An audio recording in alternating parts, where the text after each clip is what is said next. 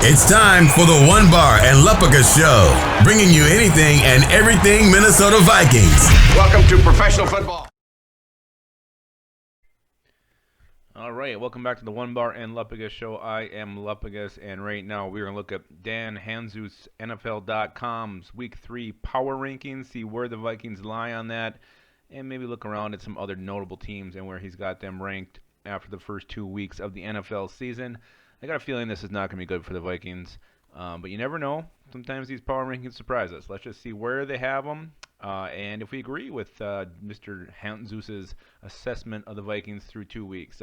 Again, before we get into the Vikings, let's just look at some of these other notable names. He's got the Baltimore Ravens at number 1. He's got the Green Bay Packers at number 3. This week's opponent, the Tennessee Titans, he's got them ranked at number 7 overall. And we'll keep scrolling down here till something catches our eye. He's got the Colts, who just beat us at 16, that's where the Vikings were last week. Oh, there it is. Chicago Bears at 19. They are 2-0, but he's got them ranked 19. And at number 20, he's got your Minnesota Vikings. First initial impression of this ranking is way, way, way too high. You're telling me there's 12 teams that are worse than the Minnesota Vikings right now.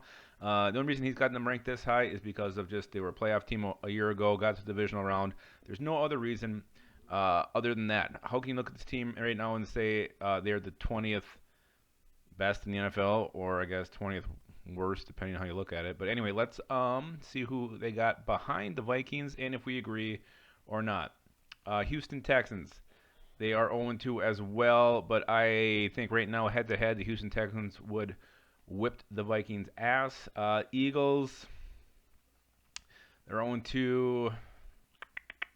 That one might be a push. Eagles aren't a very good team right now. We'll come back to that and see, but that one maybe.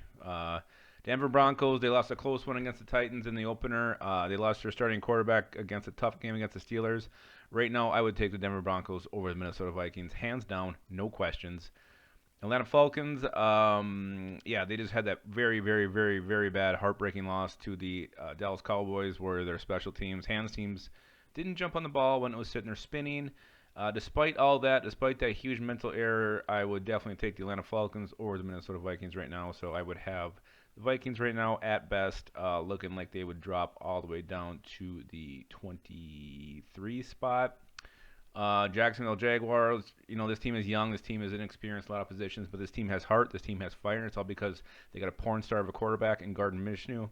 Definitely take the Vikings, or definitely take the Jacksonville Jaguars ahead of the Vikings, no doubt in my mind. Washington football team, not a very good run game here. It's a major weakness of the Vikings defending the run.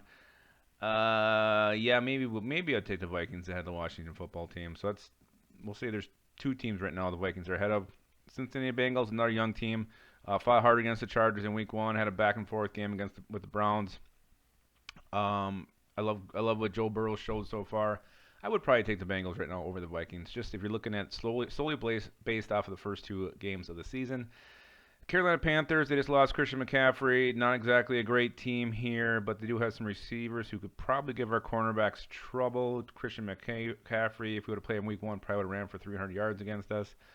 That being said, Panthers are a mess too, so I would maybe put the Vikings ahead of them. Detroit Lions, here's the other NFC North team ranked at 29. They hung in there for a while against the Packers. The Packers pulled that one out late like they always do against the Lions. They should have beat the Bears, so they should be 1-1, and they should probably be higher than the Vikings right now, to be honest with you guys. Miami Dolphins come in at 30, young team. I do think the Vikings should be ranked higher than the Dolphins, so this is correct. New York Giants, they lost Saquon Barkley. They kind of hung in there back and forth with the Steelers in Week 1. I do like Daniel Jones. I like his future. Another tough one. Where the Vikings are playing right now, I can't say that they would beat the Giants straight up. So I would probably take the Giants. And then the last team, the New York Jets. This is probably the worst team in football. I do think the Vikings would beat the Jets right now if they went head-to-head. So not a big Adam Gase fan at all. And just, they didn't They waited till round 2 or 3 to get a receiver for Sam Darnold. They can't stop the run right now. Not a lot of weapons on offense. So yeah, this team is a bigger mess than the Vikings. So there's 1, 2, 3, 4, 5. So we got about 6 teams. So I'd put the Vikings at about 24. We're really looking at this, going over it. So I know we're all feeling bad about our Vikings, feeling like all hope is lost at this point because the team has been far from competitive. But you're really looking at it, after 2 weeks, I'd probably rank them about 24th in the NFL, which is not good, not where we want them to be. But I wouldn't rank them dead last. Looking at some of these other squads right now have probably more serious problems than the Vikings do. This is still a very talented roster and one that could, and hopefully soon, finds its footing and starts competing in games and getting some much-needed victories. So, all right, those are your Week 3 power rankings and how they affect the Minnesota Vikings. We'll be back later this week with plenty more Vikings tidbits as we get ready for the Tennessee Titans. Be sure to look forward to the Sculling with the Enemy episode coming up. We'll have someone from the Titans we'll be talking with, and obviously our Tail to Tape and our pregame show, which is always a hell of a good time. So until then, guys, be sure to always keep your skull in your hole.